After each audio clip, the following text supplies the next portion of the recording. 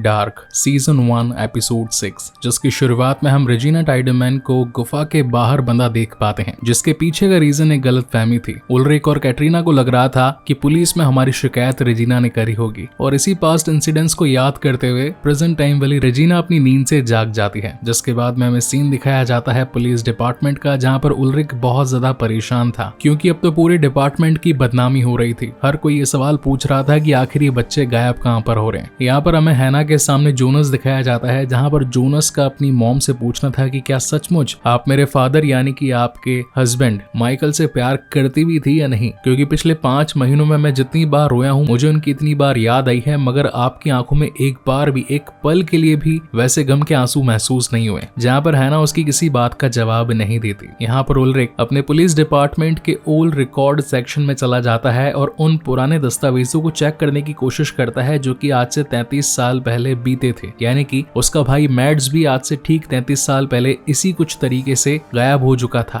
और इन अनजान राजों का पता लगाने के लिए वो पुराने सारे रिकॉर्ड्स को सुनने लगता है। देन उसके बाद में सीन उसकी वाइफ कैटरीना पर शिफ्ट होता है, जो कि इस वक्त अपने बेटे मिकाएल के लिए बहुत ज्यादा पजेसिव हो रही थी और उसे ढूंढने के लिए हर मुमकिन कोशिश कर रही थी। कि तभी उसके दोनों बच्चे यानी कि मार्था और मैग्नस घर से स्कूल जाने लगते हैं। तो उनकी मॉम कहती है कि तुम्हारा भाई गायब हो चुका है, पापा पर इतना ज्यादा लोड आ रहा है, मैं इतनी ज्यादा परेशान हूँ और तुम्हें अभी भी स्कूल जाना है। जहाँ पर मार्था को गुस्सा आ जाता है और वो कह भी देती है कि वैसे भी आपको हमारी पड़ी ही कहाँ है, जहाँ पर एक बच्चा खो गया है तो एटलीस्ट घर में 2 बच्चे और भी तो हैं, उन पर तो ध्यान देना चाहिए था आपको, मगर हमारी लाइफ से तो आपको कोई लेना देना नहीं है। और तभी कैटरीना को गुस्सा आ जाता है और वो उसे खींच कर एक चांटा जड़ देती है। मार्था तो वहां से निकल जाती है, लेकिन मैग्नस अपनी मॉम यानी कि कैटरीना की हालत को समझ पाता है। यहाँ पर सीन शिफ्ट होता है रेजिना के पास में, जिसके पास एक लेटर आया था और इस लेटर में बहुत खतरनाक चीज लिखी हुई थी। वैसे रिवील तो आगे होगा, मगर मैं आप लोगों को अभी ही बता देता हूँ कि इस लेटर में ये लिखा था कि रेजिना जिसे कि कैंसर है, वो भी 4th स्टेज, और वो आगे आने वाले 2 महीनों के अंदर मरने वाली है। वही सीन जोनस पर शिफ्ट होता है, जो कि इस वक्त बैठ करके अपना वही पुराना मैप देख रहा था कि तभी उसे अपने फ्यूचर वाले जोनस के थ्रू उस मैप के अंदर ये लिखा हुआ दिखाई पड़ता है कि फॉलो द सिग्नल, क्योंकि फ्यूचर वाला जोनस रात को छुपके से आया था और उसी ने मैप के अंदर इंडिकेशंस डाल दिए। यहाँ पर उल्रिक अपने पिता के घर पहुंचा होता है, यानी कि ट्रॉन्टे नील्सन के पास में, और उनसे कहता है कि आपको नहीं लगता कि जो चीजें 33 साल पहले बीती थी वो वापस हो रही है। पहले आपका बेटा गायब हो गया, मेरा बेटा गायब हो गया, और क्या आपको पता है कि इन दोनों के बीच में सेम क्या रीजन है, सेम क्या खास बात मैच हुई है। जिस दिन मैड्स गायब हुआ था उस दिन भी आप घर पर नहीं थे, और जिस दिन मेरा बेटा मिकाएल गायब हुआ उस दिन भी आप घर पर नहीं थे, गायब थे रात भर। क्या कहीं इन सभी चीजों के पीछे आपका तो कोई हाथ नहीं? और वो अपने पिता का ही गला पकड़ लेता है। जहाँ पर उल्रिक की मॉम उसे शांत करवाती है और कहती है कि नहीं बेटा, इसमें तुम्हारे पिता का कोई हाथ नहीं, ये रात को मेरे साथ में ही थे। हालांकि यहाँ पर उसकी मॉम ने यानी कि जना ने भी झूठ कहा था, और झूठ का रीजन उसके भूलने की बीमारी थी। उसे ये लगता था कि हर रोज रात को उसका पति उसके पास में ही सोता है, मगर ट्रॉन्टे न जाने उसे बिना बताए कहीं चला जाया करता था, और वो कहाँ जाया करता था और क्या करता था वो मैं आपको आगे बताऊंगा। यहाँ से मैग्नस पर शिफ्ट होता है, जो कि फ्रांसिस्का के छुपाए गए डब्बे के पास पहुंचकर उसमें तहकीकात करता है, मगर इस वक्त वो डब्बा खाली था। जब वो वहां से आगे निकलने लगता है तो पास ही पड़े गद्दे के जस्ट किनूर पर उसे फ्रांसिस्का का लॉकेट भी मिलता है। यानी कि मैग्नस के दिमाग में ये बात आ चुकी थी कि पैसों के बदले यहाँ पर रात को फ्रांसिस्का दूसरे लड़कों के साथ में सोती है, और उसका तो मानो दिल ही टूट चुका था। यहाँ पर हम मार्था को देख पाते हैं, जिसका आज स्कूल में एक प्ले था, कि तभी उससे मिलने के लिए वहां पर बार्थोश पहुंचता है और कहता है कि आजकल तुम मेरे फोन का जवाब भी नहीं देती, मिलने भी नहीं आती, क्या मुझसे कोई गलती हो गई है? तो बेसिकली यहाँ पर मार्था, जिसके अगेन वापस से दिल में जोनस के लिए जगह बन चुकी थी, इसलिए वो इस बार बार्थोश को किस भी नहीं करने देती और उसे दूर चले जाने के बारे में कहती है। यहाँ पर बार्थोश जब अपने घर पर आता है तो सोचने पर मजबूर हो जाता है कि आखिर ये सारी बातें सच कैसे हो रही है। तो बेसिकली इससे थोड़े दिन पहले जो नोवा मिलकर के गया था, नोवा ने ही उसे सारी बातें क्लियर कर दी थी कि आगे चल करके फ्यूचर में तेरे साथ में क्या क्या होगा। वहीं इवनिंग में जोनस पहुंच चुका था उसी गुफा के पास अंदर जाने के लिए। यहाँ पर सीन कैटरीना पर शिफ्ट होता है, जिसने की हाल ही में अभी फोन बिल की पूरी ट्रांजैक्शन हिस्ट्री मंगवाई थी, आई मीन कॉलिंग हिस्ट्री मंगवाई थी। अब यहाँ पर एक नंबर 855 बार बार कॉल किया गया था, मतलब इस नंबर पर उल्रिक ने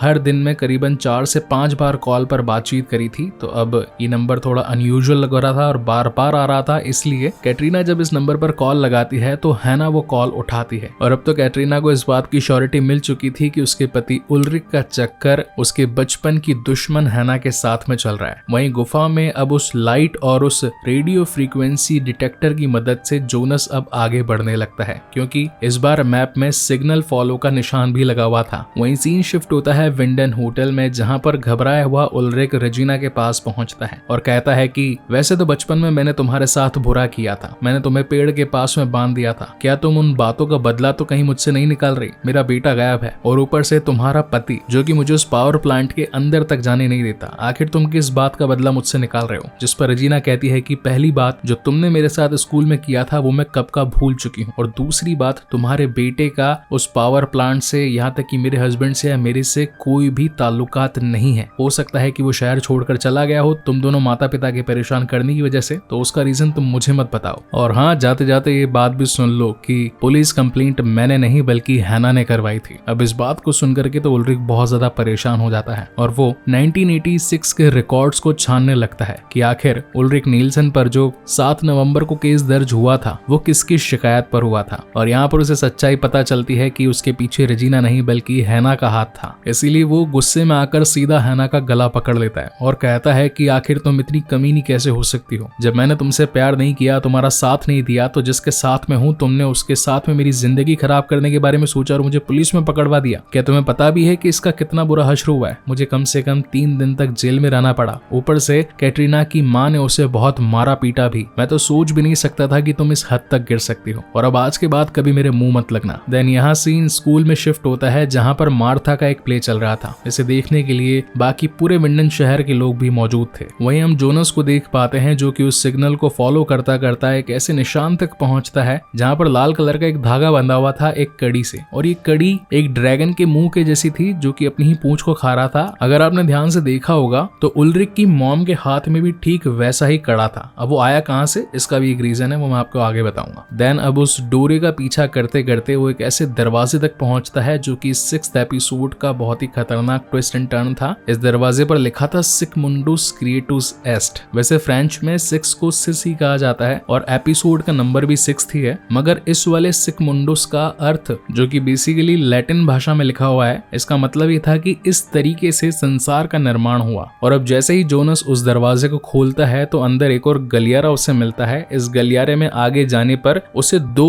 अलग अलग जगह दिखाई पड़ती है, एक लेफ्ट में और एक राइट में। तो इस बार वो राइट चूज करके राइट में चला जाता है, और जब गुफा से बाहर निकलता है तो बाहर का नजारा बिल्कुल ही अलग था, यानी कि वो ठीक 33 साल पीछे पहुंच चुका था। जहां आगे चलने पर उसे एक ट्रक दिखाई पड़ता है और इस ट्रक के अंदर एक बाप और उसकी बेटी जा रहे थे। अब हालांकि बारिश बहुत ज्यादा हो रही थी, तो वो लड़की कहती है कि बारिश बहुत ज्यादा है, चलो गाड़ी के अंदर आकर बैठ जाओ, तुम्हें जहां जाना है हम छोड़ देंगे। और ये लड़की और कोई नहीं बल्कि इसकी मॉम हैना ही थी, जो कि 33 साल पहले कुछ ऐसी दिखा करती थी, जिसे देख करके जोनस बहुत ज्यादा हक्का बक्का रह जाता है। वहीं एपिसोड की एंडिंग में हम उल्रिक को देख पाते हैं जो कि उस बचपन की फोटो को लेकर के उस डेड बॉडी के पास पहुंचा होता है, जहां पर एक बहुत बड़ा राज रिवील होता है कि ये लाश जो कि थोड़े दिन पहले मिली थी, ये बेसिकली 33 साल पहले खोया उसका भाई मैड्स था। और इसी तगड़े सस्पेंस के साथ ये बेहतरीन एपिसोड यहीं पर खत्म होता है। इसका नेक्स्ट एपिसोड हम जल्द ही लेकर के आएंगे, तब तक के लिए keep watching and stay safe. Thank you very much guys for watching this video. मिलते हैं अगले वीडियो में।